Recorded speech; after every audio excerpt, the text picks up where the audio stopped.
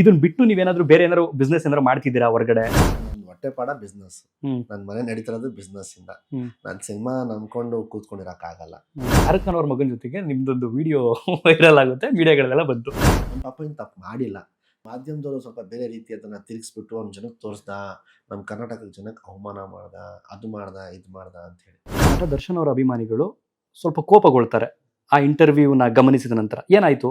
ನಾನು ದರ್ಶನನ ನೋಡೋಕ್ಕಿಂತ ಮುಂಚೆ ನಾನು ಅಣ್ಣ ಅವರು ತೊಡೆಯಲ್ಲಿ ಬೆಳೆದ ಹುಡುಗ ನಾನು. ಅದಾದ ತಕ್ಷಣನೇ ಅಪ್ಪು ಸರ್ ಮನೆಯಲ್ಲೇ 24 ನಾನು ಅಲ್ಲೇ ಬೆಳೆದಿರೋನು ಹುಡುಗ ನಾನು.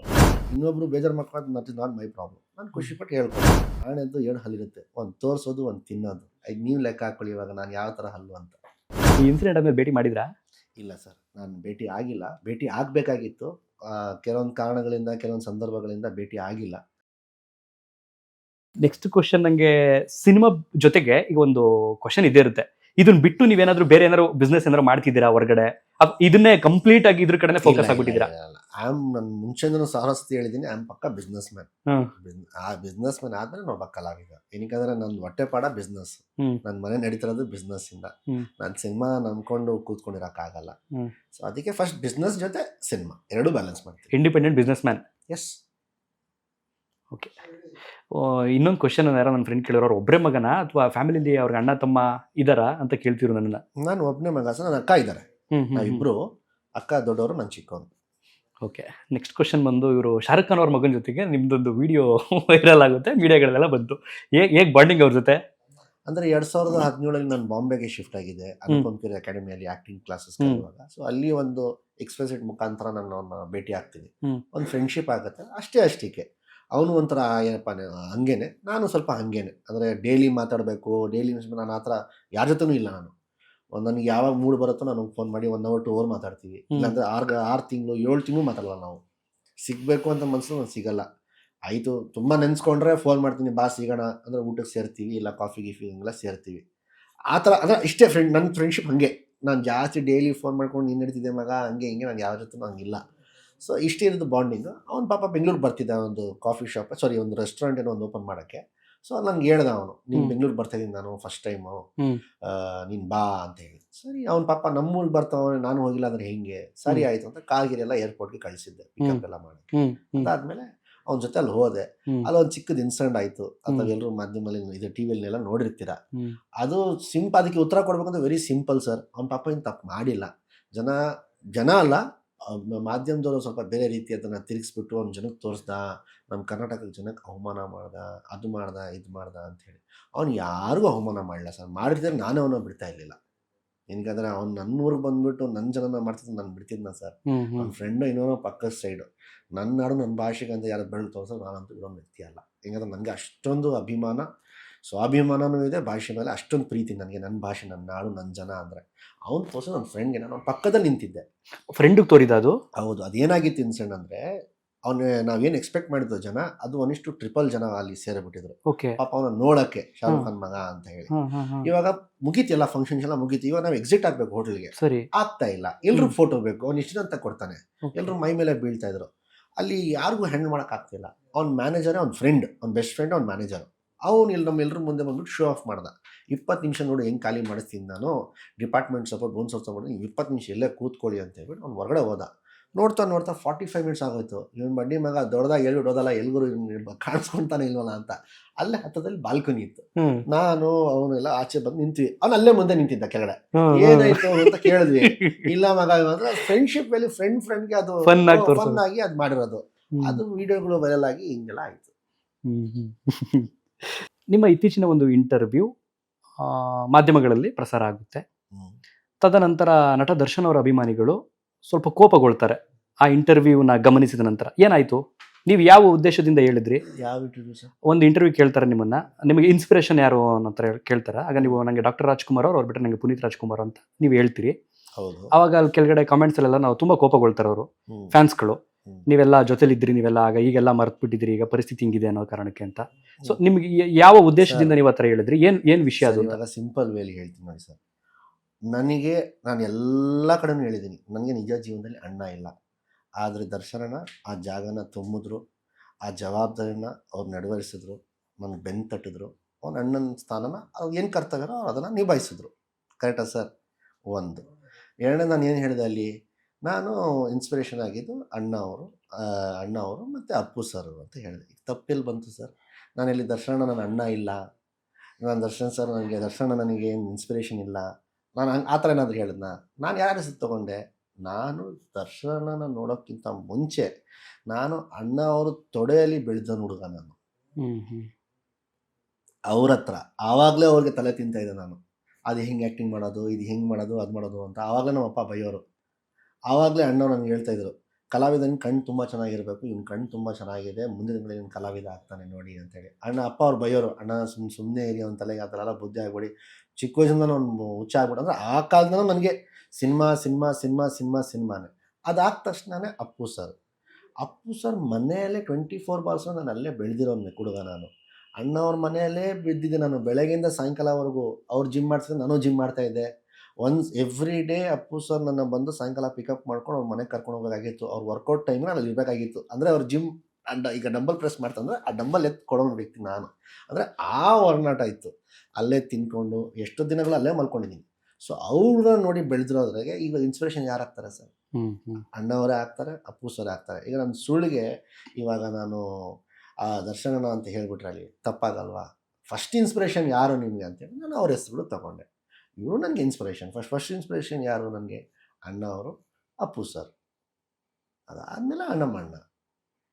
ನಾನು ಇದು ಯಾಕೆ ಕೇಳಿದೆ ಅಂತಂದರೆ, ಪ್ರೆಸೆಂಟ್ ಅವರ ಸ್ಥಿತಿಯಲ್ಲಿ ಇರಬೇಕಾದ್ರೆ ಕೆಲವರು ಹೆಸರುಗಳು ಹೇಳಲ್ಲ ನಾನು, ತುಂಬ ಆತ್ಮೀಯರು, ಇಂಥವ್ರು ಹೋಗ್ತಾರೆ, ಇಂಥವ್ರು ಸಪೋರ್ಟ್ ನಿಲ್ತಾರೇನೋ, ಇಂಥವ್ರು ಏನಾರು ಅವ್ರಿಗೆ ಜೊತೆಗೆ ನಿಲ್ತಾರೇನೋ ಅನ್ನೋಂಥ ಒಂದು ನಿರೀಕ್ಷೆ ಇತ್ತು ಅಭಿಮಾನಿಗಳಿಗೆ. ಅದು ಆಗಲಿಲ್ಲ. ಸೊ ಅಂಥ ಸಂದರ್ಭದಲ್ಲಿ ಮೇ ಬಿ ಇವ್ರ ಸ್ಟೇಟ್ಮೆಂಟು ಕೂಡ ಆ ಥರ ಏನಾರು ಆಗೋಯ್ತಾ ಅನ್ನೋಂಥ ಭಾವನೆ ಉಟ್ಕೊಳ್ತು. ನನಗೆ ವೆರಿ ಸಿಂಪಲ್ ಸರ್. ನಂದು ಚಿಕ್ಕ ವಯಸ್ಸಿನ ಬುದ್ಧಿ ಏನು ಗೊತ್ತಾ? ಇನ್ನೊಬ್ರದ್ದು ನೋವನ್ನ ಅದನ್ನು ನಾವು ಶೋಕಿ ಮಾಡಬಾರ್ದು.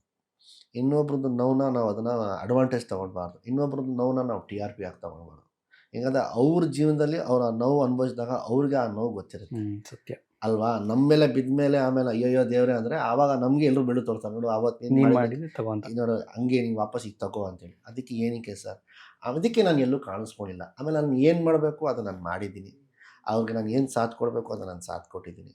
ಏನಕ್ಕಂದರೆ ನ್ಯಾಯಾಲಯ ಅಂತ ಒಂದಿದೆ, ಕೋರ್ಟ್ ಕಚೇರಿ ಅಂತಿದೆ. ಅದನ್ನು ಅದಕ್ಕಿಂತ ದೊಡ್ಡದಂತ ನಾವು ಯಾರೂ ಅಲ್ಲ. ಎಲ್ಲರೂ ಅವ್ರು ಅದ್ರ ಮುಂದೆ ತಲೆ ಬಾಗಬೇಕು. ಬಟ್ ನನಗೆ ಏನು ಸ್ಪೇಸ್ ಇತ್ತು, ಆ ಸ್ಪೇಸಲ್ಲಿ ಒಬ್ಬ ತಮ್ಮ ಆಗಿ ನಾನು ಏನು ಕರ್ತವ್ಯನ ನಿಭಾಯಿಸಬೇಕು, ನಾನು ನಿಭಾಯಿಸಿದ್ದೀನಿ. ಆಮೇಲೆ ನಾನು ಯಾವ ವ್ಯಕ್ತಿಗೆ ತೋರಿಸ್ಬೇಕು, ಯಾವ ವ್ಯಕ್ತಿಗೆ ಗೊತ್ತಾಗಬೇಕು, ಆ ವ್ಯಕ್ತಿಗೆ ಗೊತ್ತಾಗಿದ್ದಲ್ಲ ಸರ್, ಸಾಕು. ಜನಕ್ಕೆ ಗೊತ್ತಾಗ್ತೀನಿ, ನನಗೇನು ಬೇಕಾಗಿಲ್ಲ. ಅದಕ್ಕೆ ನಾನು ಎಲ್ಲರಿಗೂ ಹೇಳ್ತಿರ್ತೀನಿ, ಆಣೆದ್ದು 2 ಹಲ್ಲಿರುತ್ತೆ, ಒಂದು ತೋರಿಸೋದು, ಒಂದು ತಿನ್ನೋದು. ಅದು ನೀವು ಲೆಕ್ಕ ಹಾಕೊಳ್ಳಿ ಇವಾಗ ನಾನು ಯಾವ ಥರ ಹಲ್ಲು ಅಂತ. ತೋರಿಸೋದೊಂದು, ತಿನ್ನೋದೊಂದು. ಓಕೆ. ಈ ಇನ್ಸಿಡೆಂಟ್ ಆದಮೇಲೆ ಭೇಟಿ ಮಾಡಿದ್ರಾ? ಇಲ್ಲ ಸರ್, ನಾನು ಭೇಟಿ ಆಗಿಲ್ಲ. ಭೇಟಿ ಆಗಬೇಕಾಗಿತ್ತು. ಕೆಲವೊಂದು ಕಾರಣಗಳಿಂದ, ಕೆಲವೊಂದು ಸಂದರ್ಭಗಳಿಂದ ಭೇಟಿ ಆಗಿಲ್ಲ. ಬಟ್ ನನಗೇನೇನೋ ನಿರೀಕ್ಷೆ ಇದೆ. ದರ್ಶನ ಜನವರಿಯಲ್ಲಿ ಅವರು, ನಾನು ರೀಸೆಂಟ್ ಕ್ವಶನ್ ನೆಕ್ಸ್ಟ್ ಬರ್ತಿದ್ದೆ. ಈಗ ರೀಸೆಂಟ್ ಯಾವುದೋ ಒಂದು ಇಂಟರ್ವ್ಯೂನಲ್ಲಿ ಏನೋ ಹೇಳಿದ್ರಿ ನೀವು, ಜನವರಿಯಲ್ಲಿ ನಿರೀಕ್ಷೆ ಇದೆ, ಅವರು ಹೊರಗಡೆ ಬರೋ ಥರ ಇದೆ. ನಾನು ಒಂದಷ್ಟು ಲಾಯರ್ಸ್ಗಳು ಅವರು ಇರೋ ಹತ್ರ ಎಲ್ಲ ಮಾತುಕತೆ ಎಲ್ಲ ಮಾಡಿದೆ. ಒಂದು ನಿರೀಕ್ಷೆ ಇದೆ. ಕೆಲವರು ಅದರಲ್ಲೂ ಕೇಳಿದ್ರು, ಹಂಗಾರೆ ಕಾನೂನು ನಿಮಗೆ ಮುಂಚೆನೆ ಪ್ರೆಡಿಕ್ಟ್ ಮಾಡಬಹುದಾ ಅನ್ನೋ ಥರ. ಅಂತಲ್ಲ, ನಾನು 100% ಬರ್ತಾ ಅಂತ ಹೇಳಿದ್ರೆ ಒಂದು ನಿರೀಕ್ಷೆ, ಒಂದು ನಂಬಿಕೆ. ಜನವರಿಲಿ ಬರ್ತಾರೆ ಅನ್ನೋ ನಂಬಿಕೆ ಇದೆ. ಒಂದು ಡೇಟ್ ಇದೆ ಅವ್ರದ್ದು ಕೋರ್ಟ್ಗೆ. ಆ ಡೇಟ್ಗೆ ಬರೋ ಥರ ಇದೆ. ಏನಕ್ಕೆ ಒಂದು ಯಾವುದೋ ಒಂದು ಕ್ರೈಮ್ ಮಾಡಿಬಿಟ್ಟು ನೀವು ಜೈಲ್ ಒಳಗೆ ಹೋಗ್ತದೆ, 90 ದಿವಸ ನಿಮಗೆ ಬೇಲ್ ಸಿಗುತ್ತೆ. ಹೌದು, 90 ದಿನ ಆದಮೇಲೆ ನೀವು ಒಂದು ಬೇಲ್ ಸಿಗುತ್ತೆ. ಸೊ ಇವ್ರದ್ದು ಆಲ್ಮೋಸ್ಟ್ 120 or 150 ಡೇಸ್ ಹತ್ತತ್ರ ಆಗಿದೆ. ಸೊ ಹಾಗೆ 100% ಜನವರಿ ಸಿಗೋ ಥರ ಇದೆ ನಿರೀಕ್ಷೆ. ಸೊ ನನಗೆ ಆ ಮಾಹಿತಿ ಬಂದಿರೋದನ್ನ ನಾನು ನೇರವಾಗಿ ಹೇಳಿದೆ. ನಾನು ಖುಷಿ ಪಟ್ಕೊಂಡು ಹೆಮ್ಮೆಯಿಂದ ನಾನು ಖುಷಿಪಟ್ಟು ಹೇಳಿದೆ. ನಾನು ಯಾಕಂದರೆ ನನ್ನ ಖುಷಿ ವಿಚಾರ. ಇನ್ನೊಬ್ಬರು ಬೇಜಾರು ಮಾಡ್ಕೊಂಡು nut is not my problem. ನಾನು ಖುಷಿಪಟ್ಟು ಹೇಳ್ಕೊಂಡೆ, ಜನವರಿಲಿ ಅವ್ರಿಗೆ ಈ ಥರ ಬೇಲ್ ಸಿಗುತ್ತೆ, ಅವ್ರು ಹೊರಗಡೆ ಬಂದರೆ ನಾನು ಖಂಡಿತವೂ ಹೋಗಿ ಅವ್ರನ್ನ ಭೇಟಿ ಆಗ್ತೀನಿ. ಅಕಸ್ಮಾತ್ ಅದನ್ನು ಹೇಳಿಸಿ, ಅದನ್ನು ಯಾರು ಕೌಂಟ್ ಮಾಡಲ್ಲ. ಅಕಸ್ಮಾತ್ ಅವ್ರು ಹೊರಗಡೆ ಬರಲಿಲ್ಲ ಅಂದರೆ ನಾನಂತೂ ಹೊರಗಡೆ ಹೋಗ್ಬಿಟ್ಟು ಅವ್ರನ್ನ ಆಶೀರ್ವಾದ ಅಂತ ತೊಗೊಂಡು ಬರ್ತೀನಿ. ಸುಮ್ಮನೆ ಬಾಯಿ ಮಾತಿಗೆ ಅಣ್ಣ ಹೇಳೋದಲ್ಲ. ಅವ್ರನ್ನ ಯಾವ ಟೈಮ್ಗೆ ನಾನು ಏನು ಮಾಡಬೇಕು ಅನ್ನೋದು ತುಂಬ ಚೆನ್ನಾಗಿ ಗೊತ್ತು. ನನ್ನ ಸಿನಿಮಾ ಬರ್ತಾಯಿದೆ, ನನ್ನ ಸಿನಿಮಾ ಬರೋ ಮುಂಚೆ ನಾನು ಹೋಗ್ಬಿಟ್ಟು ಅವ್ರ ಆಶೀರ್ವಾದ ತೊಗೊಂಡು ನಾನು ಬರ್ತೀನಿ. ನಿಮ್ಮ ಚೊಚ್ಚಲ ಸಿನಿಮಾಗೆ ಧೈರ್ಯವಾಗಿ ನಿಂತಿಂತವ್ರು ಹಿಂದೆ ಮೊದಲ ಸಿನಿಮಾಗೆ ಅವರೇನೆ.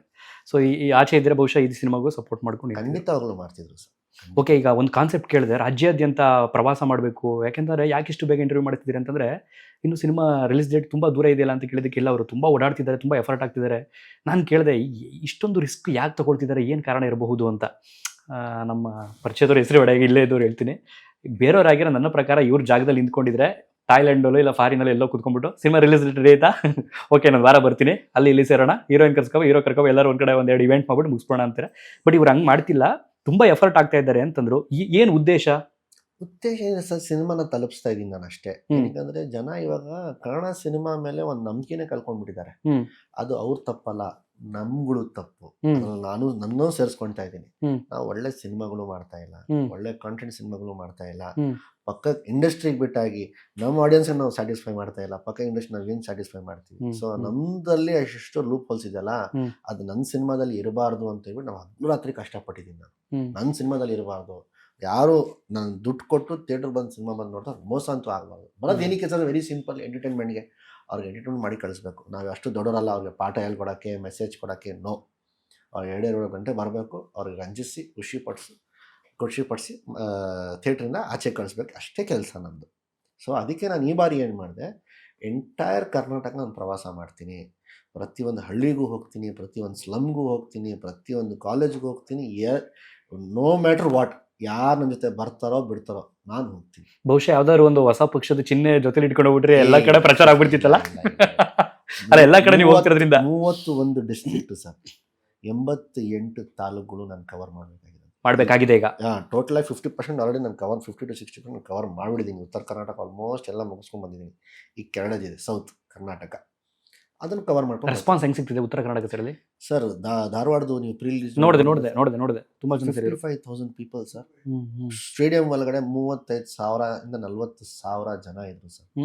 ನಾನು ಯಾರು ಸರ್, ಸೂಪರ್ ನೋಡಿದೆ ನನ್ನ ಮೊದಲನೇ ಸಿನಿಮಾ ಬ್ಲಾಕ್ ಬಸ್ಟರ್ ಇಟ್ಟ ಇಲ್ಲ. ಮಲೈಕಾ ಅವರು ಸೂಪರ್ ಸ್ಟಾರ, ಅವ್ರು ಹೋದ ಸಿನಿಮಾ ಮೆಗಾ ಬ್ಲಾಕ್ ಬಸ್ಟರ್ ಆಗಿತ್ತಾ ಇಲ್ಲ. ರಚಿತಾರಾಮು ಸೂಪರ್ ಸ್ಟಾರ್, ಪಾಪ ಅವರು ಆ ದಿನ ಪಾಪ ಅವ್ರಿಗೆ ಬರಕ್ಕೆ ಆಗಲಿಲ್ಲ ಬೇರೆ ಬೇರೆ ಕಾರಣಗಳಿಂದ. ಪಾಪ ಅವ್ರು ಬರ್ತಿದ್ರೆ ಬಹುಶಃ ಅನ್ಕೊಂಡಿದ್ದೆ, ಓಕೆ ರಚಿತಾರಾಮ ಬಂದಿದೆ ಅದಕ್ಕೆ ಜನ ಸೇರ್ವಾರೆ ಅಂತೇಳಿ. ಎಷ್ಟಿದ್ರು ಹೊಸಬ್ರೆ, ಒಬ್ಬ MLA ಇಲ್ಲ, ಒಬ್ಬ ಕಾರ್ಪೊರೇಟರ್ ಇಲ್ಲ. ಯಾವ ದೊಡ್ಡತ್ತೆ ಅಂತಿದ್ರೆ ನಾವಿಬ್ಬರೇ, ನಾನು ಮತ್ತು ಮಲಾಯ್ಕ, ನಾವಿಬ್ಬರು ಬಿಟ್ಟು ಯಾರೂ ಇರಲಿಲ್ಲ. ನಾವೇ ಎಕ್ಸ್ಪೆಕ್ಟ್ ಮಾಡಿದ್ವಿ ಒಂದು 3,000 4,000, ಅಬ್ಬಾ ಅಂದರೆ ಒಂದು 5,000 ಗ್ರೌಂಡಲ್ಲಿ ಮಾಡ್ತಿದ್ವಿ. ಉತ್ತರ ಕರ್ನಾಟಕ ಅವ್ರಿಗೆ ಕಲಾವಿದರ ಮೇಲೆ ಪ್ರೀತಿ ಜಾಸ್ತಿ. ನಾನು ಮುಂಚೆ ಒಂದು ಪ್ರೀ ಈವೆಂಟ್ ಮಾಡಿದ್ದೀನಿ, ಆಮೇಲೆ ನೈಟ್ ಇವೆಂಟು, ಮ್ಯೂಸಿಕಲ್ ಇವೆಂಟ್ ಅಂತ ಮಾಡಿದ್ರೆ ಜನ ಸೇರ್ತಾರೆ ಅಂತೇಳಿ. ಅಷ್ಟು ಜನ ಸೇರ್ತಾರೆ ಅಂತ ನಾನು ಕನ್ಸಲ್ಲೂ ಯೋಚನೆ ಮಾಡಿಲ್ಲ. ನಾನು ಬ್ಲ್ಯಾಂಕ್ ಆಗಿಬಿಟ್ಟೆ. ಅದಕ್ಕೆ ಆ ವಿಡಿಯೋ ನೀನು ನೋಡಿದ್ರಿಲ್ಲೋ, ನಾನು ಲೈಫಲ್ಲಿ ಫಸ್ಟ್ ಟೈಮ್ ನಾನು ಶೂ ಬಿಚ್ಚಿ ಅವ್ರನ್ನ ರೆಸ್ಪೆಕ್ಟ್ ಮಾಡಿ ನಾನು ಮಾತಾಡಿದೆ. ಅದು ಕಲ್ತಿದ್ದು ಎಲ್ಲಿಂದ, ನಾವು ಅಣ್ಣ ಇಂದಾನೆ. ಅವರು ಯಾವುದೇ ಉತ್ತರ ಕರ್ನಾಟಕ ಕಾರ್ಯಕ್ರಮಕ್ಕೆ ಹೋದರೂ ಕೂಡ ಶೂ ಚಪ್ಪಲಿ ಬಿಚ್ಚಿ ಅವ್ರ ಅಭಿಮಾನಿಗಳಿಗೆ, ಅವ್ರ ಸೆಲೆಬ್ರಿಟೀಸ್ನ ಅವ್ರು ಮಾತಾಡ್ಸೋರು. ನಾನು ಯಾವಾಗಲೂ ನಾನು ಪ್ರಶ್ನೆ ಮಾಡ್ಕೊಳೋನು, ಕೇಳೋಕ್ಕೆ ಧೈರ್ಯ ಇರಲಿಲ್ಲ. ಏನಕ್ಕೆ ಅಂತ, ಯಾಕೆ ಇವರು ಶೂ ಚಪ್ಪಲಿ ಬಿಚ್ಚಿ ಎಲ್ಲ ಅವ್ರು ಮಾತಾಡ್ತಾರೆ, ಅದಕ್ಕೆ ಏನು ಬೇರೆ ಕಡೆಯಲ್ಲೂ ಬಿಚ್ಚಲ್ಲ, ಉತ್ತರ ಕರ್ನಾಟಕನೇ ಮಾತ್ರ ಏನಕ್ಕೆ ಅಂತ. ಅವತ್ತು ನನಗೋಸ್ಕರ ಜನ ಸೇರಿದ್ರಲ್ಲ ಸರ್, ಅಷ್ಟು 1,000 ಜನ ಸಂಖ್ಯೆಯಲ್ಲಿ, ಅವತ್ತು ಅರ್ಥ ಆಯಿತು ಉತ್ತರ ಕರ್ನಾಟಕ ಅವರು ಸರ್ ಕಲಾವಿದರು ಕೊಡೋ ಗೌರವ, ಪ್ರೀತಿ ಈ ಇಂಟೈರ್ ಕರ್ನಾಟಕದಲ್ಲಿ ಎಲ್ಲೂ ಕೊಡಲ್ಲ ಸರ್. ಏನೂ ಸ್ವಾರ್ಥ ಇಲ್ಲ ಸರ್ ಅವ್ರಿಗೆ. ನಾವು ಹಬ್ಬ ಅಂದ್ರೆ ಏನು ಮಾಡ್ತೀವಿ ಸರ್, 2-2.5 ಗಂಟೆ ನಾವು ಅವ್ರನ್ನ ಎಂಟರ್ಟೈನ್ ಮಾಡ್ತೀವಿ. ಅದು ಬಿಟ್ಟು ನಮ್ಮ ಕೈಲಿ ಏನೂ ಸಾಧ್ಯ ಇಲ್ಲ. ಆದರೆ ಅವ್ರುಗಳು ನಮ್ಮನ್ನು ಹೆಗಲ ಮೇಲೆ ಕೂರಿಸ್ಕೊಂಡು ಹಗಲು ರಾತ್ರಿ ನಮಗೋಸ್ಕರ ಪ್ರಾರ್ಥನೆ ಮಾಡಿ, ನನ್ನ ಅಭಿಮಾನಿ ಅಂತಬಿಟ್ಟು ಎಲ್ಲ ಕಡೆ ಹೇಳ್ಕೊಂಡು ಓಡಾಡಿ, ನಮ್ಮ ಸಿನಿಮಾ ಬಂದರೆ ಹೋಗ್ಬಿಟ್ಟು ಫಸ್ಟ್ ಡೇ ಥಿಯೇಟ್ರ್ ನೋಡ್ತಾರೆ, ಎಲ್ಲ ಕಡೆ ಅವ್ರು ಪಬ್ಲಿಸಿಟಿ ಮಾಡ್ತಾರೆ, ಕೈಯಿಂದ ಹಣ ಖರ್ಚು ಮಾಡ್ತಾರೆ. ಅವ್ರ ಜೀವದ ಬಗ್ಗೆ ತಲೆ ಕೆಡ್ಸ್ಕೊಳ್ಳಲ್ಲ. ನಮ್ಮನ್ನ ಭೇಟಿ ಮಾಡೋಕ್ಕೆ, ನಮ್ಮನ್ನ ಮುಟ್ಟಕ್ಕೆ, ನಮಗೆ ಫೋಟೋ ತೊಗೊಳಕ್ಕೆ ಅಷ್ಟು ಒದ್ದಾಡ್ತಾರೆ.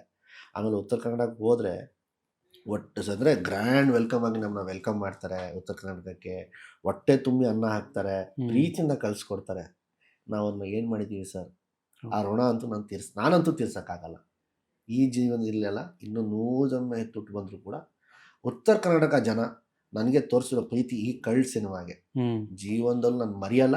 One of the best moment of my life ಅಂದರೆ ಧಾರವಾಡ ಪ್ರೀ ರಿಲೀಸ್ ಇವೆಂಟ್ ನನ್ನ ಲೈಫಲ್ಲಿ ಮರೆಯಲ್ಲ. ಇಲ್ಲ, ಕಲ್ಟ್ ಅಂತಂದರೆ ಕನ್ನಡದಲ್ಲಿ ಸಮಾನಾರ್ಥಕ ಪದ ಅಂತ ತೊಗೊಂಡ್ರೆ ನಾವು ಅದನ್ನು ಆರಾಧನೆ ಅಂತ ಹೇಳ್ತೀವಿ. ಸೊ ನನ್ನ ಪ್ರಕಾರ ನಮ್ಮ ಕರ್ನಾಟಕದಲ್ಲಿ ಅದರಲ್ಲೂ ಸಿನಿಮಾವನ್ನು ಆರಾಧಿಸ್ಕೊಂಡು, ಜೊತೆಗೆ ಇವ್ರು ಹೇಳಿದಾಗೆ ಹೆಗ್ಲು ಮೇಲೆ ಇಟ್ಕೊಂಡು ಮೆರೆಸೋಂಥ ತಾಕತ್ತಿರುವಂಥದ್ದೇ ಉತ್ತರ ಕರ್ನಾಟಕ ಜನರು. ಅವ್ರು ಅಲ್ಲಿ ಗೆಲ್ತು ಸಿನಿಮಾ ಅಂದರೆ ಕರ್ನಾಟಕದಲ್ಲಿ ಗೆದ್ದಂಗೆ. ಹೌದು. ಸೊ ಹಾಗಾಗಿ ಹೆಮ್ಮೆ ಇದೆ ನನಗೂ ಕೂಡ. ಆ್ಯಂಡ್ ಇನ್ನೊಂದೇನು ಅಂತಂದರೆ ಅಪ್ರಿಷಿಯೇಟ್ ಮಾಡಬೇಕು ನಾನು ನಿಮಗೆ. ಮೊದಲ ಸಿನಿಮಾದಲ್ಲಿ ಇಂಟರ್ವ್ಯೂ ಮಾಡಿದಾಗ, ನಾನು ಇದೇ ಜಾಗದಲ್ಲಿ ಕೂತ್ಕೊಂಡು ಇಂಟರ್ವ್ಯೂ ಮಾಡಿದಾಗ ನನಗೇನು ಅನಿಸಿತ್ತು ಅಂತಂದರೆ, ಬಹುಶಃ ರಿಚ್ ಫ್ಯಾಮಿಲಿಯಿಂದ ಬಂದಿರೋದ್ರಿಂದ, ಪೊಲಿಟಿಕಲ್ ಬ್ಯಾಕ್ಗ್ರೌಂಡ್ ಬಂದಿರೋದ್ರಿಂದ ಒಂದು ಸಿನಿಮಾ ಅಂತ ಇಂಟ್ರೊಡ್ಯೂಸ್ ಆಗ್ತಿದ್ದಾರೆ, ನೋಡೋಣ ಹೇಗೆ ಮಾಡಿರ್ತಾರೆ ಅಂತ ಅನ್ನಿಸ್ತು. ಬಟ್ ಥಿಯೇಟ್ರ್ ಮೇಲೆ ಆ ಸಿನಿಮಾವನ್ನು ಹೋಗಿ ನೋಡಿದಾಗ ನನ್ನಲ್ಲಿ ಒಂದಷ್ಟು ಚೇಂಜಸ್ ಏನಾಯಿತು ಅಂತಂದರೆ, ಈ ವ್ಯಕ್ತಿ ತುಂಬ ಪ್ಯಾಷನ್ ಆಗಿ ತೊಗೊಂಡಿದ್ದಾರೆ, ಅದು ಎಲ್ಲೂ ಕೂಡ ಚೊಚ್ಚಲ ಸಿನಿಮಾದಲ್ಲಿ ಆಕ್ಟ್ ಮಾಡಿದ್ದಾರೆ ಅಂತ ಅನ್ನಿಸ್ತಿಲ್ಲ, ಅಷ್ಟು ಪೊಳಗಿ ಆಕ್ಟ್ ಮಾಡಿದ್ರಿ. ಸೊ ಹಾಗಾಗಿ ನಿರೀಕ್ಷೆ ಇದೆ ಈ ಸಿನಿಮಾ ಮೇಲೆ ಇನ್ನೂ ಕೂಡ ಹೆಚ್ಚು. ಸೊ 23ನೇ ತಾರೀಕು ಈ ಸಿನಿಮಾ ರಿಲೀಸ್ ಆಗ್ತಿರೋದು ಸರ್. ನೀವು ಯಾರು ನಂಬಿಕೆ ಇಟ್ಟಿರಲ್ಲ, ಅಂದ್ರೆ ನೀವು ಯಾರು ಯೋಚನೆನೂ ಮಾಡಿರಲ್ಲ, ಆ ತರ ಕೆಲವೊಂದು ಎಲಿಮೆಂಟ್ಸ್ಗಳಿದೆ. ನಿಜವಾಗ್ಲೂ ಝೇನ್ ಹಿಂಗೂ ಮಾಡೋದನ್ನ ಹೌ ಇಸ್ ಇಟ್ ಪಾಸಿಬಲ್, ನಿಮಗೆ ನೀವೇ ಕ್ವೆಶನ್ ಮಾಡೋಕೆ ಶುರು ಮಾಡ್ಕೊತೀರಿ. ಆ್ಯಂಡ್ ಆ್ಯಸ್ ಅ ಕನ್ನಡಿಗಾಸ್ ನೀವು ತುಂಬ ಹೆಮ್ಮೆ ಪಡ್ತೀರಾ. ಎದೆ ತಟ್ಕೊಂಡು ನಿಮ್ಮ ಬೇರೆ ಬೇರೆ ಸ್ಟೇಟ್ಸಲ್ಲಿ ನಿಮ್ಮ ಫ್ರೆಂಡ್ಸ್ ಇದ್ದರೆ, ಏಯ್ ಬಾರೋ ನಮ್ಮ ಸಿನಿಮಾ ನೋಡು, ನಾವು ಬೇರೆ ಇಂಡಸ್ಟ್ರಿಯಿಂದ ಏನು ಕಮ್ಮಿ ಇಲ್ಲ ಅಂತ ಹೇಳ್ತೀನಿ. ಅಷ್ಟು ನಾನು ನಿಮಗೆ ಭರವಸೆ ಕೊಡ್ತೀನಿ. ಓಕೆ, ಎನಿವೇಸ್ ಒಳ್ಳೇದಾಗಲಿ. ನನಗೆ ಫಸ್ಟ್ ಸಿನಿಮಾದಲ್ಲಿ ನಿಮ್ಮ ಆಕ್ಟಿಂಗ್ ಸ್ಕಿಲ್ ನೋಡಿರೋದ್ರಿಂದ ತುಂಬ ನಿರೀಕ್ಷೆ ಇದೆ. ಕಲ್ಟ್ 23ನೇ ತಾರೀಕು ರಿಲೀಸ್ ಆಗಿ ರಾಜ್ಯಾದ್ಯಂತ ಪರಪೂರ ಯಶಸ್ವಿಯನ್ನು ಪಡೆದುಕೊಳ್ಳಿ, ಜೊತೆಗೆ ಹೆಮ್ಮರವಾಗಿ ಬೆಳೆದು ನಿಲ್ಲಿ ನಮ್ಮ ಇಂಡಸ್ಟ್ರಿನಲ್ಲಿ ಅಂತ ಖುಷಿಯಿಂದ ವಿಶ್ ಮಾಡ್ತೀನಿ sir. Thank you sir. Thank you sir. So ಇಷ್ಟೊತ್ತು ಈ ಒಂದು ಕಾರ್ಯಕ್ರಮವನ್ನು ಯಾರ್ಯಾರು ನೋಡಿದ್ರಿ, ನಿಮ್ಮ ಅನಿಸಿಕೆ ಅಭಿಪ್ರಾಯಗಳನ್ನ ಕಾಮೆಂಟ್ ಸೆಕ್ಷನಲ್ಲಿ ಬರೆದು ತಿಳಿಸಿ. ಯಾರಾದರೂ ಒಬ್ಬ ವ್ಯಕ್ತಿಯ ಜೊತೆಗೆ ನಮಗೆ ಏನು ಪರಿಪೂರ್ಣವಾಗಿ ಗೊತ್ತಿರಲ್ಲ ಅಂತಂದಾಗ ಮುಖಾಮುಖಿಯಾಗಿ ಕೂತು ಒಂದು 10 ರಿಂದ 15 ನಿಮಿಷ ಅವ್ರ ಜೊತೆಗೆ ಸಂವಹನ ನಡೆಸಿದಾಗ ಗೊತ್ತಾಗುತ್ತೆ ಓಕೆ ವ್ಯಕ್ತಿ ಹೀಗೆ ಅಂತ.